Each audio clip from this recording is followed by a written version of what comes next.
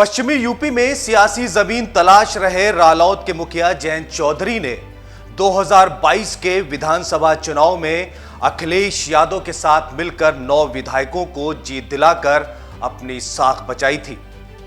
लेकिन अब लोकसभा चुनाव में भाजपा के साथ मिलकर दिल्ली में संसद में अपनी भागीदारी बढ़ाने की जुगत में है।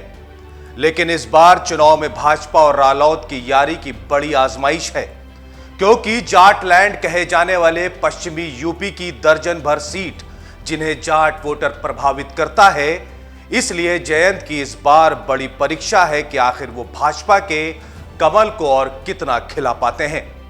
नमस्कार, मैं हूं मुजाहिद जैदी और आप देख रहे हैं द लीडर हिंदी।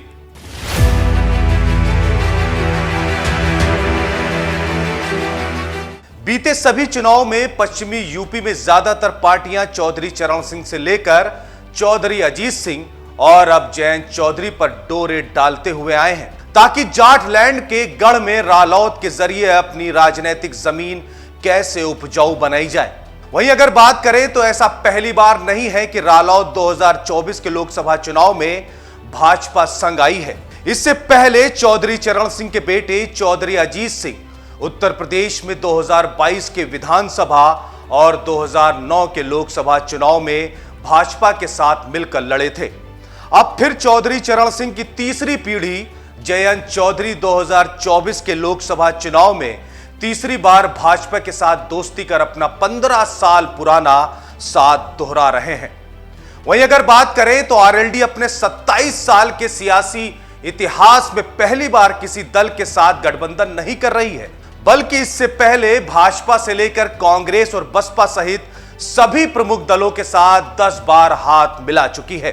साल 1999 के लोकसभा चुनाव में अजीत सिंह चुनाव जीते और बाद में भाजपा से समझौता कर लिया। पूर्व प्रधानमंत्री अटल बिहारी वाजपेयी की अगुवाई वाली सरकार में वो कृषि मंत्री बने, लेकिन ज्यादा दिन साथ नहीं रह सके। वहीं 2002 के विधानसभा चुनाव में रालोद ने भाजपा के साथ मिलकर चुनाव लड़ा, जिसमें आरएलडी 14 सीटें जीतने में सफल रही। लेकिन चुनाव के बाद अजीत सिंह ने अटल सरकार से इस्तीफा दे दिया और भाजपा से गठबंधन तोड़ लिया।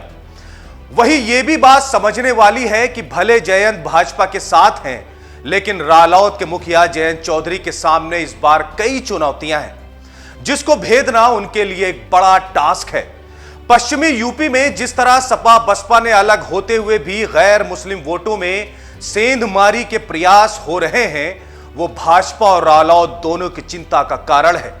उदाहरण के तौर पर बिजनौर सीट पर सपा ने दीपक सैनी, बसपा ने जाट प्रत्याशी चौधरी विजेंद्र सिंह को उतारा है।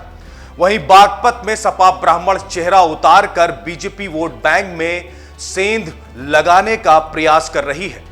कैराना में जहां बसपा ने ठाकुर प्रत्याशी उतारा है, वहीं भाजपा के गुर्जर उम्मीदवार प्रदीप चौधरी को भी मुस्लिम गुर्जर इकरा हसन से चुनौती मिल रही है। गौरतलब है कि भाजपा रालोद की दोस्ती के सामने चुनौती बड़ी है और सबसे बड़ी जिम्मेदारी जयंत की है, जबकि सपा भी और बसपा भी लगभग भाजपा की पिच पर खेलते नजर आ रहे हैं। रालोद के सामने पहली चुनौती अपने हिस्से के जाटों को कमल का बटन दबाने को राजी करने की है। वहीं दूसरी चुनौती पश्चिम से लेकर ब्रज तक जाटों को एकजुट रखना भी जयंत के लिए बड़ा इम्तिहान है। अगर हमारी ये वीडियो आपको पसंद आई हो तो हमारे चैनल को सब्सक्राइब करें, लाइक करें, शेयर करें। धन्यवाद।